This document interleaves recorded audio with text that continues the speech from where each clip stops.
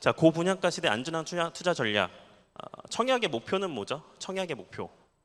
일단 좋은 집, 새 집이죠. 새 집을 시세보다 저렴하게 당첨받는다가 목표입니다. 근데 요즘은 새 집이고 좋은 집이긴 한데 비싸요. 청약의 본질이 흐려졌습니다. 즉 시세보다 비싼 단지는 청약을 해야 될까요? 해야지 말아야 될까요? 안 해야 되는데 그 기준이 있습니다. 서울 같은 경우는 시세보다 10%가량 높은 분양가도 완판이 되는 분위기예요. 경기, 수도권 같은 경우는 시세와 비슷한 분양가라고 하면 조금 경쟁률이 낮다가 1, 2주 또는 한두 달 후에 완판이 되는 분위기고요. 지방 같은 경우는 시세보다 10% 높은 분양가면 아예 미분양이 나버립니다. 그런 식으로 분양가에 대한 허들이 지역별로 차이가 난다. 굉장히 중요한 컨셉이죠. 그다음 두 번째, 성담 후곰 뭘까요? 먼저 당첨되고 후에 고민하자라는 얘기인데 요즘은 가용 현금 대비 어느 정도 분양가가 적정한지, 요즘은 제가 일반 아파트 매수도 비교를 하면 최대한 대출을 50% 이하로 가져가자라고 말씀을 드리고 있어요. 물론 시세보다 훨씬 저렴한 분양가에 공급을 했다고 하면 이미 시세보다 먹고 들어가는 몇억 또는 몇천 금액이 있기 때문에 풀 대출을 받아도 되지만 시세만큼 분양한 것들은 대출 비율이 높을 경우 요즘과 같이 저금리를 찍었다가 다시 올라간 상황에서는 매월 납입해야 되는 원리금 및 이자가 굉장히 부담이 됩니다. 그래서 50% 이내로 운용하시는 게 저는 좋다고 봅니다. 게다가 그다음 더 중요한 게 뭐냐면 우리가 청약을 당첨받고 몇 년 후에 살다가 열심히 거주하면서 팔잖아요. 팔면 세금을 내죠. 양도세를 냅니다. 이 양도세가 1가구 1주택 12억까지는 비과세인데 만약에 비과세가 안 되는 물건이다, 당첨권이다라고 하면 양도세 과세 표준에서 이자 낸 것을 공제받지가 못해요. 그러니까 풀대출을 받고 이자를 아무리 많이 내더라도 나중에 양도세 계산할 때 빠지지 않는다는 금액이라는 겁니다. 시세가 많이 올라와지만 이자 부담 금액을 상쇄하고서라도 더 많은 수익을 얻을 수가 있겠죠. 그러니까 시세만큼 고분양가는 대출을 크게 가져가는 것은 위험합니다. 자, 분양가가 너무 비싸서 청약 메리트가 없는데 그럼에도 불구하고 청약해야 되는지, 그럼에도 불구하고 청약을 해야 되는 시기가 있습니다. 작년 바닥을 찍었을 때도 그랬고요. 재작년도 그랬었습니다. 뒤에 차차 그거는 말씀을 드리도록 할게요. 한 다음에 어떤 지역의 향후 전망이 좋은지, 이 내용은 여러 번 반복할 건데 두 가지 기억합니다. 분양가가 저렴하게 나오는 지역은 두 개예요. 두 개. 어딜까요? 투기과열지구하고 신도시입니다. 이 두 개가 분양가 상한제로 묶여 있어서 그래요. 투기과열지구 분양가 상한제, 2기 신도시, 3기 신도시는 공공택지 분양가 상한제. 앞으로 나올 3기 신도시가 분양가가 저렴하겠죠. 그리고 2기 신도시에서도 남은 것들인데 2기 신도시의 문제점은 분양이 거의 다 끝났고 남은 분양지가 거의 외곽 쪽에 있어요. 선별을 잘 하셔야 됩니다. 그 외에 투기과열지구는 굉장히 시세보다 저렴하게 나오니까 누구나 다 아는 얘기를 지금 다시 복습을 하는 차원입니다. 그 외 지역 같은 경우는 제가 이 자리에 쓰기 전에 아는 분이 대전에 최근에 분양을 한 4개 단지가 있어요. 도안 신도시 쪽에 푸르지오 디 아데라고 도안 힐스테이트 리버가 있었는데요. 오늘 예비 당첨 추첨 날이었나 봐요. 그 경우는 시세와 조금 비슷하게 분양을 했고 일부 몇 천만 원의 시세 차익이 6개월 후 전매 제한 풀릴 때 예상이 되었었는데 그런 지역은 시세와 비슷하게 분양했음에도 불구하고 입지가 좋고 신축발을 받기 때문에 시세 상승이 예측되어서 사람들이 오늘 예비 추첨에 많이 참가했다, 이런 식으로 저는 해석을 했거든요. 그러니까 지방에서도 시세 분양가 차이 굉장히 중요합니다. 분양가가 적정할지 판단할 수 있는 방법, 일단 시세보다 인근에 있는 시세보다 10% 낮다라고 하면 안심을 해도 돼요. 과거에는 30%, 40% 낮았었는데 요즘에는 적어도 시세와 비슷하거나 10%만 저렴해도 잘 되는 분위기. 어떤 단지가 있을까요? 공덕 1구역을 분양한 마포 힐스테이트 라첼스가 있죠. 마포자의 힐스테이트 라첼스 같은 경우는 시세보다 약 10%가량 낮은 분양가임에도 불구하고 서울 청약자만 3만 명 이상이 접수됐습니다. 그렇게 열기가 엄청난 분위기라는 거. 지역별로 적절한 분양가 기준은 이따가 설명을 드려볼게요. 시세 추진의 분양가 메리트 있을까요? 이거는 제가 만든 이론 중에 하나가 있는데요. 연식 차이가 5년, 3년씩 날 때 5%의 가격 차이가 존재합니다. 예를 들어서 옆에 있는 아파트가 9년 차이다. 라고 하면 지금 분양하는 신축 아파트는 약 15%의 차이를 보인다라고 정리하면 돼요. 다시 3년에 5% 이론입니다. 그러면 옆에 신축 시세가 없어요. 이런 식으로 연식을 보정해서 적정가를 산정하는 기준이 있습니다. 그게 내가 사는 지역, 관심 지역 대입하다 보면 굉장히 잘 맞아요. 그런데 브랜드가 비슷해야 되고 규모가 비슷해야 되고 입지가 비슷해야 돼요. 다른 변수들이 고정되었을 때 오로지 연식 차이로만 변수가 생길 때는 3년에 5% 차이, 이게 적정하다. 외우시기 바랍니다. 이것만 알고 가셔도 오늘 뽕 뽑으신 거예요. 자, 고분양가 다시 이어갑니다. 전반적으로 시장 분위기가 얼어붙고 있고 초분양가 단지, 여기서 질문 주신 분의 초분양가라는 것은 시세보다 분양가가 현저히 낮은 것을 의미하는 것 같아요. 앞으로 추세가 계속 넘어가고 있죠. 이미 어떤 걸 지표로 삼게 되냐면 4년 전에 강남에 많은 청약자 수가 몰렸다. 그러니까 즉 청약자 수 집중 규모가 3만 명 넘어가면 과열이었거든요. 지금은 9만 명. 그러니까 3배 이상 상승된 구조입니다. 얼마 전에 분양을 했던 그 도곡 3호 아파트 재건축 레미안 레벤투스 같은 경우도 원래 한 4년 전에 분양했다고 하면 그 정도 규모 입지 옆 시세와 차이의 분양가를 믹싱했을 때는 한 10,000명에서 15,000명 정도의 청약 규모가 적당했었는데 실제 3만 명 이상의 청약자가 들어왔죠. 마침 어제 방배 5구역에 모집 공고가 오픈됐잖아요. 그 질문도 이미 있긴 하고, 그리고 제가 오기 전에 다시 한번 살펴본 내용도 있는데 방배 5구역 질문 나왔을 때 다시 한번 말씀을 드릴게요. 이런 식입니다. 예를 들어 인천 같은 경우는 크게 세 지역으로 나뉘죠. 세 지역으로. 청라 신도시는 분양이 끝났으니까 뺐고요. 인천의 구도심을 재생하는 정비사업, 재개발 재건축, 그 다음에 인천의 최상급지인 송도, 그 다음 계속 분양을 하고 있는 검단 신도시. 송도는 분양가가 약 9억에 수렴해서 분양을 하고 있고, 검단과 인천 구도심의 정비 사업은 전용 면적 8사 기준 6억 정도의 분양을 합니다. 그 경우 시세보다 높은 분양가는 유일하게 정비 사업뿐이죠. 그래서 인천에서 재건축 재개발 단지를 분양한다라고 하면 초반에 미분양이 많이 쌓입니다. 지금도 매월 주택 통계, 그러니까 국토부에서 매월 마지막 날에 오픈하는 미분양 통계를 보게 되면 인천의 미분양 물량이 이렇게 구도심 위주로 쌓여 있다는 걸 확인할 수가 있어요. 대신에 이번 분양했던 송도, 그리고 앞으로 분양할 송도는 9억 여부에 따라서 훌쩍 넘어간다, 미분양 9억 언저리거나 이하다라고 하면 완판, 이런 식으로 예상은 됩니다. 물론 내년 가면 이 기준이 또 바뀔 수가 있어요. 또 검단 신도시는 지금 6억을 넘어가는 분양가는 아직 없습니다. 근데 시세는 6억이 넘어가기 때문에 특히 인천의 신도시를 원하시는 분, 또는 서울의 서남권, 서북쪽에 계신 분들은 일부 검단 신도시 저렴하게 내 집 마련, 진검자리용 투자로 또 여기시는 분들이 청약을 하고 계십니다. 최근에 분양했던 것들이 50점대 당첨이 되면서 강남의 69점, 70점 그거 분위기와는 좀 많이 다른 분위기가 경기도 인천에서는 나오고 있다라는 거. 이것도 작년에 그래프 중에 하나인데 당연한 얘기긴 하죠. 이런 식으로 가격 적정성에 대한 판단이 중요합니다. 당연한 거죠. 시세보다 낮으면 과열. 근데 시세보다 많이 낮으면 엄청나게 과열.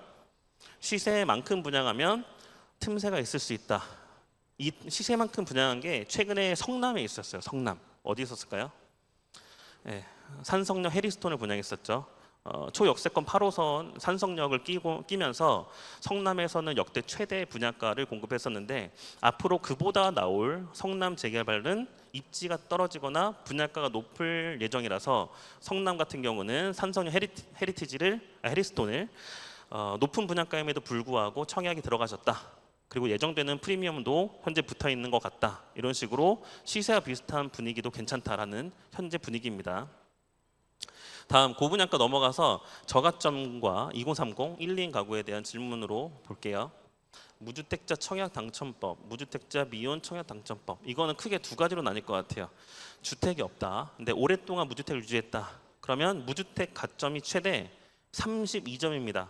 이 표는 여러분들 많이 외우고 계실 거예요. 1년에 2점씩 쌓이는 무주택 기간 최대 32점까지 쌓을 수 있는데, 연령대가 높고 한 번도 주택을 구입한 적이 없었다고 하면 여러분들은 무주택 가점을 많이 쌓게 됩니다. 그리고 1인, 2인, 3인, 4인 부양가족 수에 따라서 점수가 높아지고 청약 가점 기간에 따라서 높아지는데, 그래서 무주택자이면서 연령대가 좀 있고 주택을 가진 적이 없고 자녀 수가 또는 부양가족이 많다라고 하면 강남 같은 데 당첨이 되는 거고, 그 이하 점수 또는 1, 2인 가구다라고 하면 강남은 포기하셔야 되는 게 맞습니다. 또는 아주 큰 확률을 뚫고 당첨될 수밖에 없는 요행을 바라셔야 되고요. 참고로 1인 가구 최대 점수는 54점, 2인 가구 두 부부가 있고 자녀가 없다 59점, 3인 가구 64점, 5점 단위로 뛰겠죠. 최근에 강남에 당첨됐던 단지는 5인 가구 또는 6인 가구 이렇게 최대 점수가 필요하다는 거. 그래서 1인 가구 저소득자의 청약 전략이 있을까? 이거는 올해 3월 달부터 바뀐 내용이긴 한데 해당되시는 분들은 그냥 외우세요. 그 도시근로자 월평균 소득 일정 퍼센트 이하면 전용 면적 60제곱 이하에 30%의 추첨이 있는데 그보다 앞서서 또 기혼이다라고 하면 소득 분야에 따라서 앞에 15% 1단계에 해당이 되기도 합니다.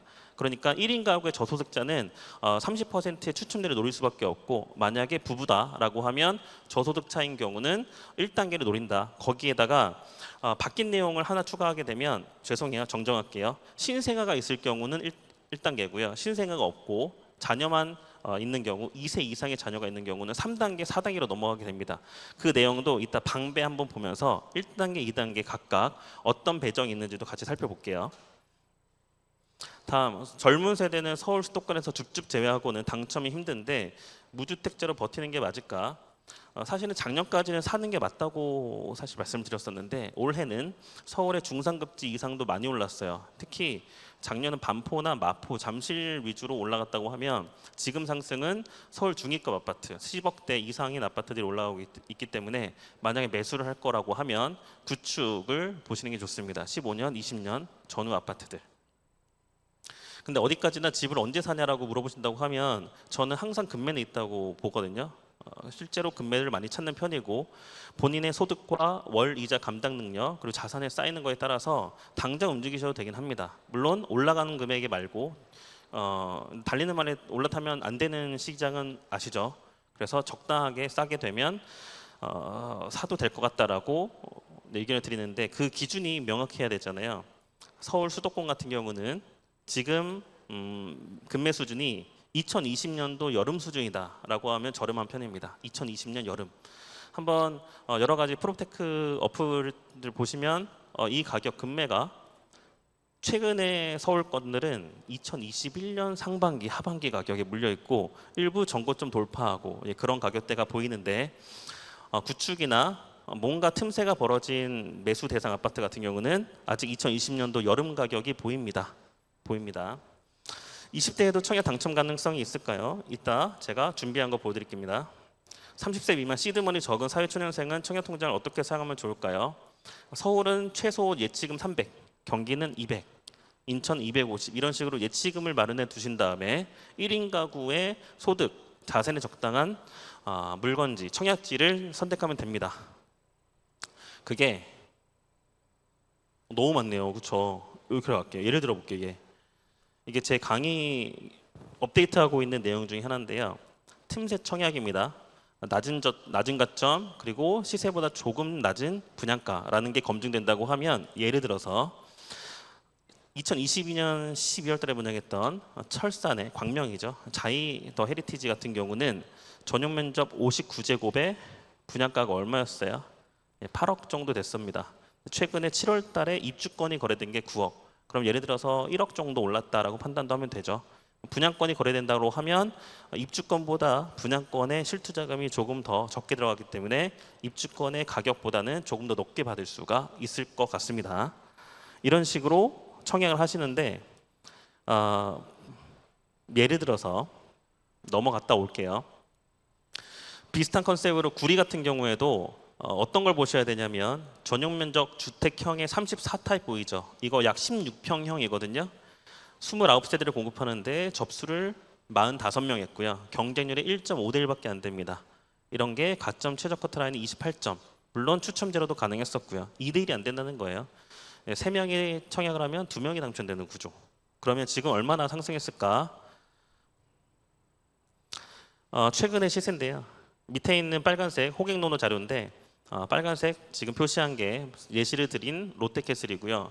그 맞은편 위쪽에 이편한 세상이라고 있는데 같은 평형대가 얼마에 거래됐어요? 5억 2천, 5억 3천.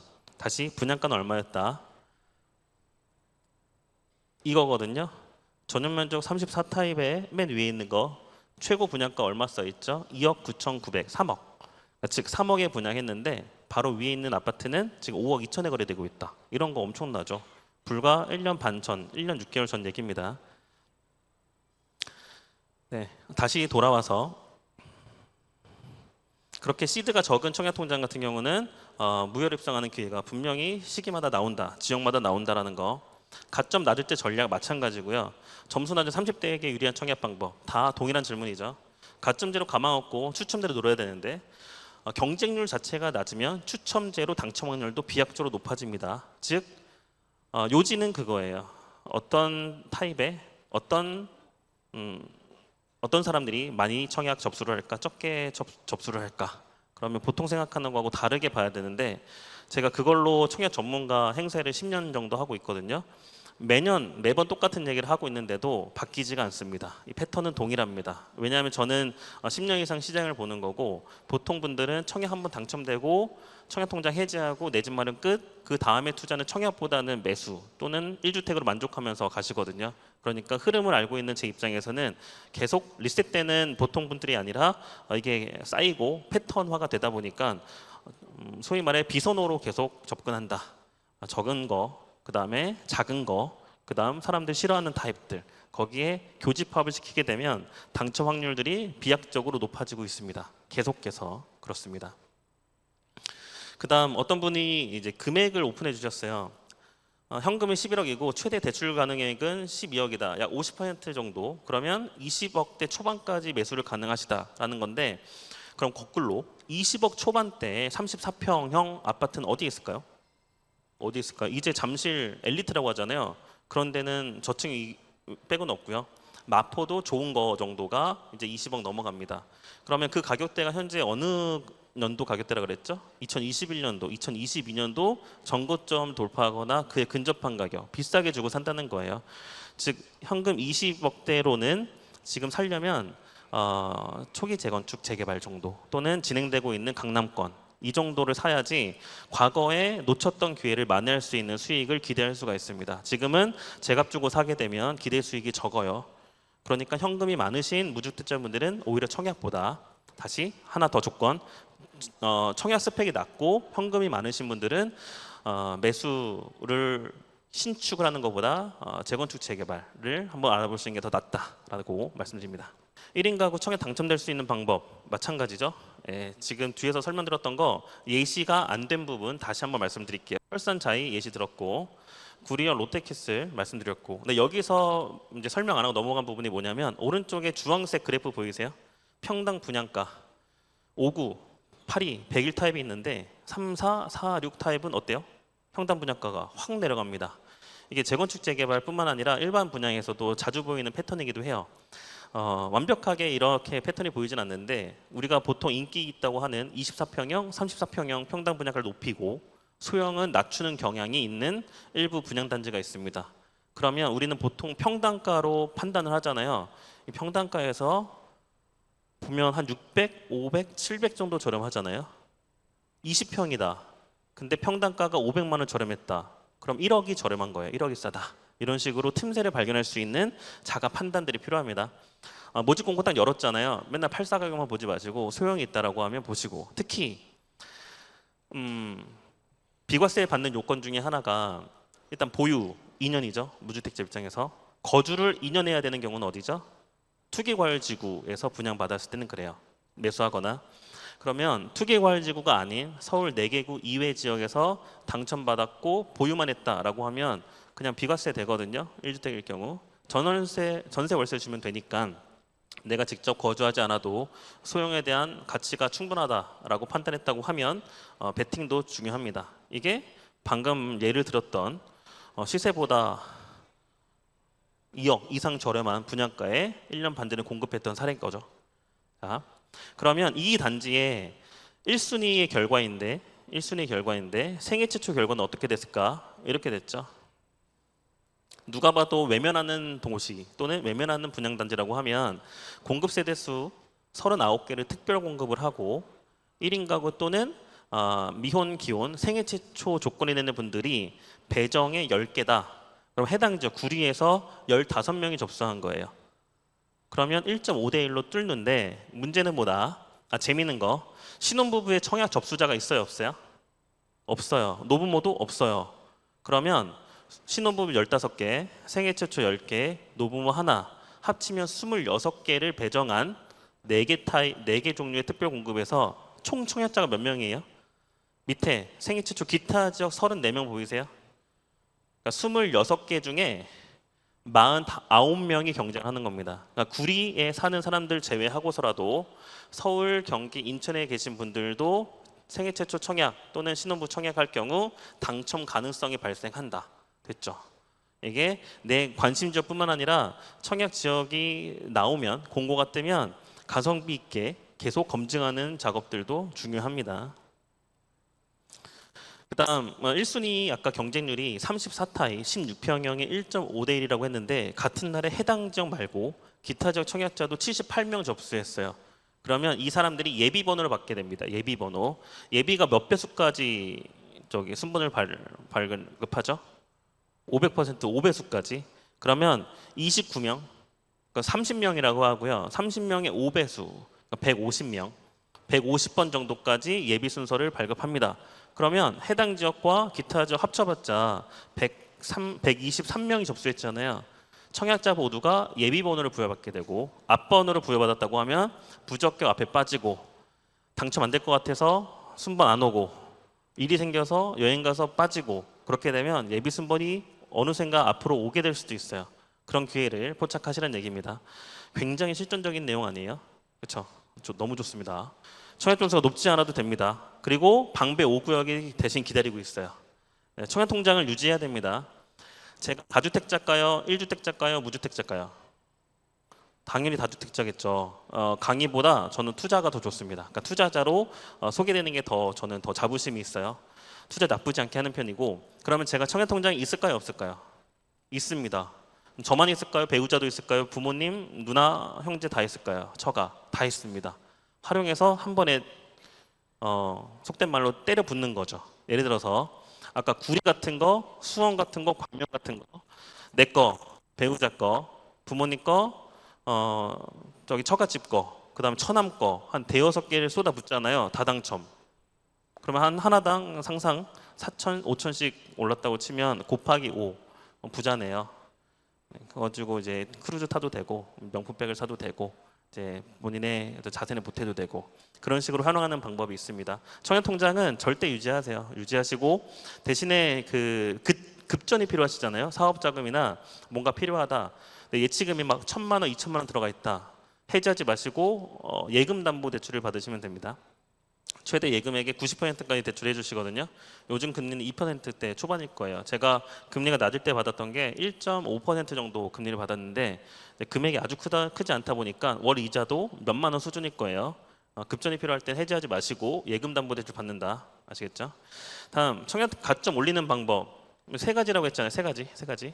무주택 기간 1년에 2점, 청약 통장 가입기간 1년에 1점, 부양가족 1명당 5점. 가장 높은 거는 부양가족인데 부양가족을 함부로 막 높일 수는 없잖아요. 자녀가 태어나야지만 가족 수가 늘어납니다. 그다음 부모님을 부양하고 3년 유지해야만 올라갑니다. 예를 들어 팁 하나 드릴게요. 자녀가 만 30세 이하다. 해외나 학교, 직장 때문에 외부에 있다가 부모님의 등본상 세대원으로 들어오잖아요. 30세 이하일 때는 전입 즉시 부양가족 1명 인정인데 만 30세 넘은 자녀가 등본상 세대원으로 들어오면 1년 이상 같이 동거를 해야 됩니다. 그러니까 30세 이하라고 할 경우 부양가족을 높여야 된다. 자녀분을 빨리 전입시키는 방법도 있어요. 그다음 부모님은 같은 등본상 3년 이상 모셔야 됩니다. 그래서 노부모 특별공급도 마찬가지입니다. 그다음 자녀가 태아가 아니냐에 따라서도 가점과 관계가 있는데 자 질문 하나 드려볼게요. 임신을 해서 태아가 태중에 있어요. 그러면 일반 1순위 가점에서 5점이 올라갈까요? 안 올라갈까요? 안 올라가요. 등본상 등재된 세대원 기준이라서 가점은 안 올라가는데 그러면 다자녀 특별공급 기준에서는 태아가 인정될까요? 안 될까요? 됩니다. 5점이 상승돼요. 다자녀 특별 공급. 그다음 신혼부부와 생애 최초는 어떨까요? 태아도 인정이에요. 자녀가 쌍둥이다. 갑자기 1자녀 있는데 태중에 쌍둥이가 돼버렸어요. 그럼 다자녀 특별 공급에 세 자녀로 청약이 가능합니다. 지금 모든 연령대와 미혼, 기혼자 그리고 태중 임신하는 분들까지 커버하고 있습니다. 굉장하죠. 계약금만 있는 상태인데 청약을 넣어도 될까요? 어떨까요? 이거는 10억인데 분양가가, 근데 나는 계약금 딱 10% 1억이 있어요. 그러니까 이거 입주시키면 최대 주택담보대출 비율 70% 감안해서 7억 대출, 그러면 2억이 더 했어야 되는데 없어요. 어떻게 해야 될까요?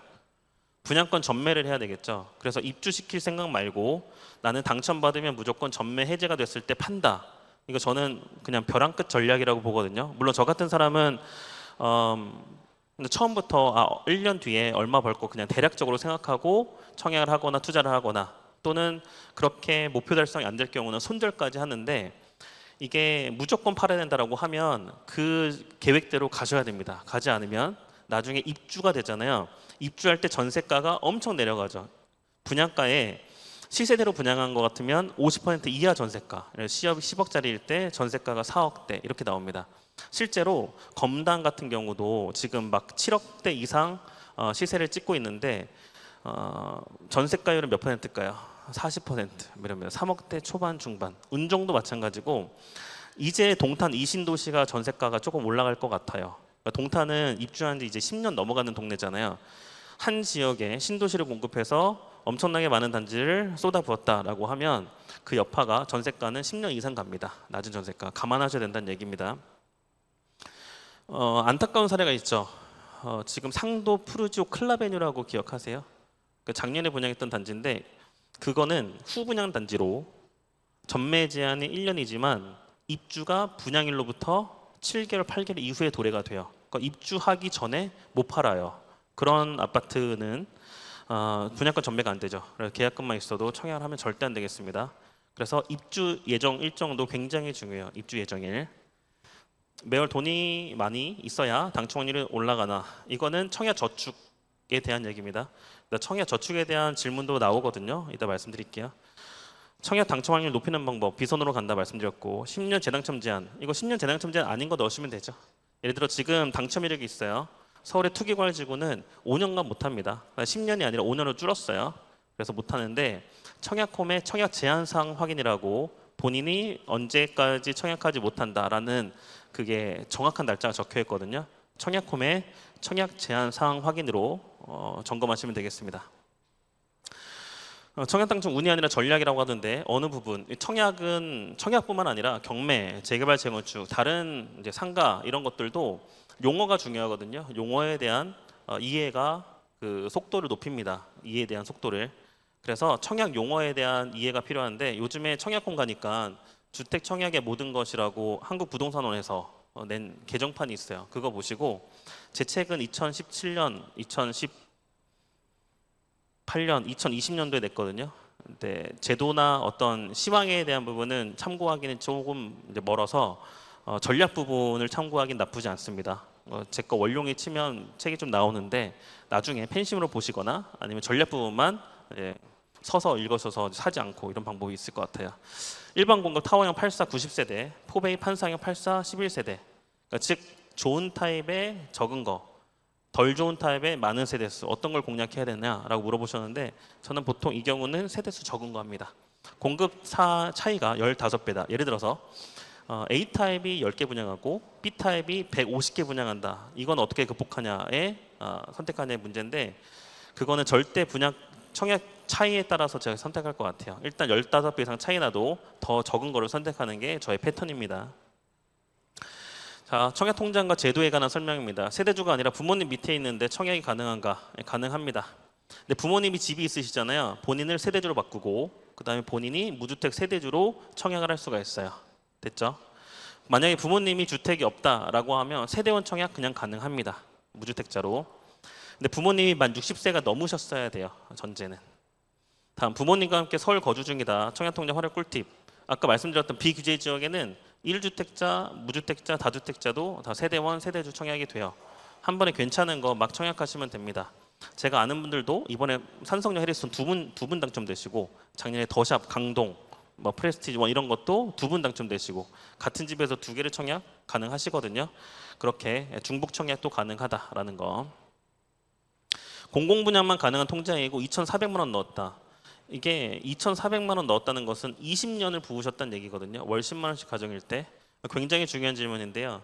주택 청약 종합저축하고 청약 저축하고 이 두 가지만 공공주택에 청약 가능합니다. 공공분야. 다시 오래된 통장 청약 저축하고 주택 청약 종합저축하고 두 가지만 공공분양에 청약이 가능하는데, 주택 청약 종합저축은 출시가 언제인지 아세요? 출시 몇 년도? 2009년도. 그러니까 지금 올해가 만 15년이 됐어요. 그러면 20년 됐다라고 한 청약통장은 종합저축이 아니라 청약저축이라는 얘기예요. 그러면 우리나라 사람들이 가장 많이 가입해 있는 종합보다 더 적은 사람들이 가입해 있는 청약저축의 활용도가 높다는 얘기. 이거는 산삼과 같은 통장이라 해지하지 마시고 25만 원씩 넣고 가시는 게 중요합니다. 어쩔 수 없어요. 그 우위를 점하시기 위해서는 오래된, 즉 15, 16년 이상 된 청약저축 통장이다. 25만 원씩 넣으시는 게 좋습니다. 더 중요한 게 미혼이시잖아요. 부양가족과 관계가 없어요. 청약 예치금이 쌓여진 금액이 더 중요하다 보니까, 예를 들어 동작구 수방사 같은 경우 2,600만 원, 500만 원, 그러니까 21년 된 통장이 당첨이 되었고, 과거 2021년도에 하남 교산 같은 3기 신도시 사전 청약일 때도 2,400, 2,300대 청약 통장이 당첨되었어요. 앞으로 나올 과천 3기 신도시, 창릉 교산 이런 것도 공공 분양을 노리신다고 하면 오래된 통장은 계속해서 우위를 점하셔야 됩니다. 그다음 어려운 질문 주셨는데, 이혼 조정 중이다. 근데 남편의 단독명의 1주택이다. 이혼할 경우는 본인은 무주택이 되십니다. 그리고 종합통장으로 전환하지 않는 게 좋죠. 왜냐? 이미 18년 된 통장이잖아요. 그렇죠? 오래된 통장이니까 전환하지 마시고 25만 원씩 계속 넣으세요. 이게 있어요. 월 10만 원씩 넣는 거랑 25만 원씩 넣는 거랑 10만 원짜리가 25만 원짜리한테 추월되는 경우는 7년입니다. 7년. 근데 7년이 지나면 추월되니까 25만 원 계속 넣어두시는 게 좋다. 그다음 올해 3월부터 계속해서 청약통장 제도 변경이 있는데, 중요한 거 4개를 볼게요. 4개. 신생아 우선 공급 신설되고, 다자녀 특별 공급이 3자녀에서 2자녀로 바뀌었고요. 배우자 청약통장 서로 합산이 3점까지 되고, 이제 동점자 선발할 때는 오래된 가입자 순으로 당첨자를 선발합니다. 1, 2, 3단계에서 1, 2, 3, 4, 5단계, 이게 신혼부부 특별공급, 생애초도 특별공급. 그래서 1단계에 해당되신 분들이 당첨 가능성이 아주 높죠. 즉 자녀가 있고 그 자녀가 신생아여야 되고 2년 이내 출산 및 태아, 그다음 소득이 적어야 돼요. 이런 분들이 강남에도 당첨이 되십니다. 다음 다자녀 특별공급. 아까 그 100점 만점에 85점 이상은 높은 점수라고 했죠. 원펜타스에는 90점 이상 청약이 되었다라고 접수가 되었었는데, 보통 80점 넘어가면 괜찮은 점수지만 다자녀가 3자녀에서 2자녀로 바뀐 이후에는 전체적으로 5점이 올라갔어요. 청약가점 인플레이션. 그래서 80점이 괜찮은 점수였다면 지금은 85점 이상이 높은 점수다. 됐죠? 배우자 청약통장, 만약에 가입하지 않았다라고 하면 가입하지 않은 다른 배우자분도 무조건 가입을 시키시고, 부모님 중 한 분만 가입됐다라고 하면 다른 한 분도 가입을 시키세요. 이것도 청약 가점 인플레이션입니다. 강남에서 많이 보이는 현상이기도 해요. 같은 69점짜리 통장이다라고 하면 오래된 통장이 더 유리하십니다. 이것 때문에 머리가 아파요. 그래서 물어보십니다. 당첨된 사람이 당연히 부러우니까 당첨 안 된 69점짜리 통장이 당첨된 69점짜리 통장 보유자한테 몇 년도 가입하셨어요? 그럼 2006년도 가입했습니다. 그럼 저는 2008년도인데요. 떨어진 거죠. 가입자 우선순 때문에 그렇습니다. 다음 신혼부부 청약 전략 있다고 하면 뒤에서 말씀드릴게요. 무주택, 생애초조 청년 분양 팁, 이것도 앞서서 말씀드린 거. 근데 마지막 이 화면에서 마지막 질문이 생애시초 30대인데 가장 좋은 입지 청약을 신청하고 싶다. 자산 소득으로 강남도 전도 가능하다는 얘기는 소득이 낮은 편이란 얘기죠. 그러니까 1단계에 해당된다는 건데 1단계일까 3단계일까는 모르겠어요. 왜냐하면 태아가 있어야 되거든요. 신생아 특별 공급에 해당되면 1단계에 해당될 텐데 신생아가 없다고 하면 3단계죠. 그럼 3단계면 당첨 가능성이 거의 없다라고 보셔야 됩니다. 질문이 길죠, 이번 것도. 혼인신고하지 않은 무주택 세대주 신혼부부다. 각각 신혼이긴 한데 실제로는 단독 세대주, 미혼자 한 명 한 명이란 거예요.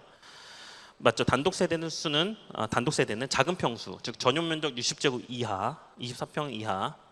이 경우 혼인신고 신특을 도전하는 게 나을지 현 상태를 유지하면서 각각 단독 세대주로 생애 최초 특공을 도전해보는 게 좋을지.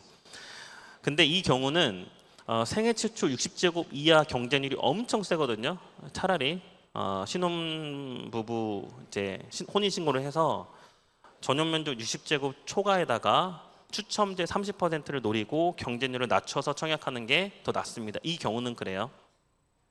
근데 만약에 자산이 어느 정도 있고 청약보다는 매수할 수 있는 여력이 되세요. 그러면 각각 1주택 1주택을 매수한 다음에 혼인 신고하는 게 낫죠. 왜냐하면 일시적 1가구 2주택이 각각 주택이 있는 상태에서 혼인했을 때는 5년간 이제 유예가 되다 보니까요. 지금 한 가정에서 일시적 1가구 2주택일 때는 3년 유예잖아요. 종전주택 파는 게. 근데 혼인신고 전에 각각 1주택 보유자가 2주택이 된 상태라고 하면 5년 동안 유예다 보니까 그 비과세 요건을 적극적으로 활용하시는 게 더 낫습니다. 그래서 60제곱 이하는 신특이 생축보다 낫다라는 거고 60제곱 초과에서는 무자녀인 경우 신특이 낫다. 1자녀인데 신생아가 있다라고 하면 신생아가 있는 경우엔 신특이 나을 수도 있다. 2자녀인 경우는 무조건 신특이 낫습니다. 생초보다.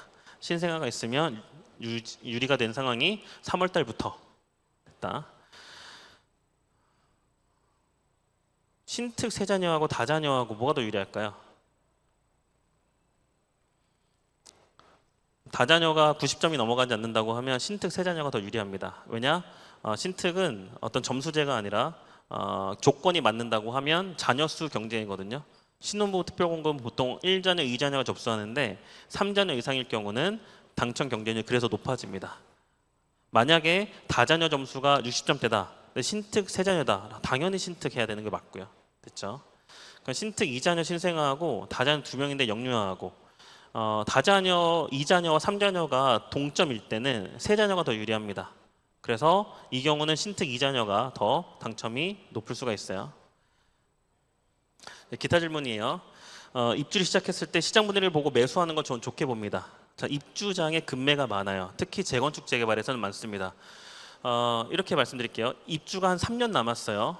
질문. 입주권의 가격이 비쌀까요? 분양권의 가격이 비쌀까요? 자, 입주가 3년 남았어요. 입주권이 비쌀까요? 분양권이 비쌀까요? 네, 분양권이 더 비쌉니다. 네, 왜냐하면 입주권은 조합원 분양가가 낮기 때문에 일반 분양가보다 그만큼 프리미엄이 아주 높아요. 그래서 실투자금이 많이 필요해요.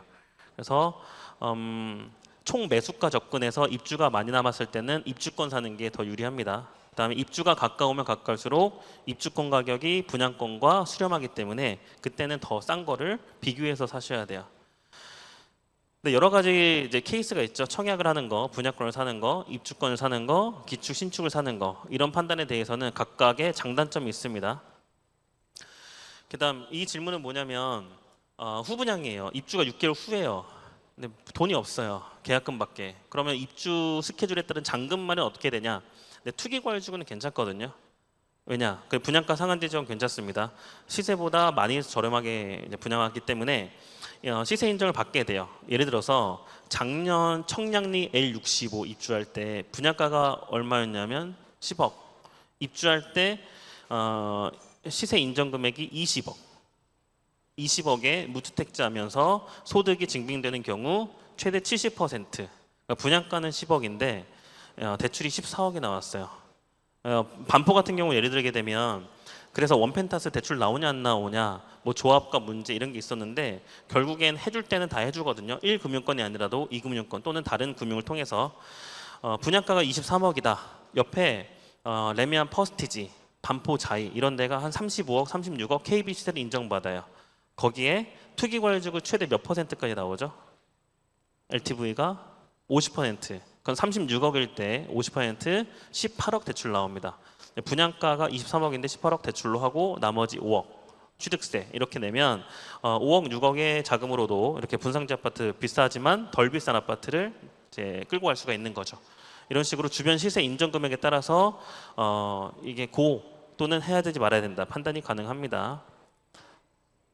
1주택자 청약 당첨법 또 말씀을 드렸었고요. 1주택자 현실적인 청약 로드맵도 앞에서 녹인 것 같습니다. 1가구 주택 보유자의 청약 방법, 이거는 예시가 작년 수원에서 있어요. 올해 초 수원 영통에서 영통 자이를 분양한 적이 있었는데 약간 애매한 분양가였지만 그 영통 인근이 다 25년 30년 넘어간 아파트이기 때문에 인근에서 갈아타기 수요가 있었고 실제로 청약할 때 20점 30점대도 당첨이 되었었던 단지가 바로 영통이었었어요. 그런데 지금 추정 프리미엄은 내년 상반기에 전매제는 풀리겠지만 1억에서 2억 정도 올라갈 수 있는 그런 상황이에요. 그런 식으로 시세보다 조금 애매하게 분양가가 나왔다고 하더라도 갈아타기용으로 청약하기에는 수원이든 앞서서 말씀드린 성남이든 가성비가 좋았다라는 거. 1주택자가 청약이 당첨됐을 경우 기존 주택 무조건 처분은 아닙니다. 일시적 1가구 2주택 요건을 잘 갖췄다고 하면 동시에 두 채를 보유해도 괜찮습니다. 앞에서 설명드렸던 팁들 그리고 지역마다 제가 분위기나 등등 답변은 못 해드려서 조금 죄송하긴 한데 기회가 된다고 하면 블로그나 다른 또 라이브를 통해서 말씀을 드리도록 하겠습니다. 이상 오늘 강연 마치고 또 좋은 자리에서 뵙도록 하겠습니다. 감사합니다.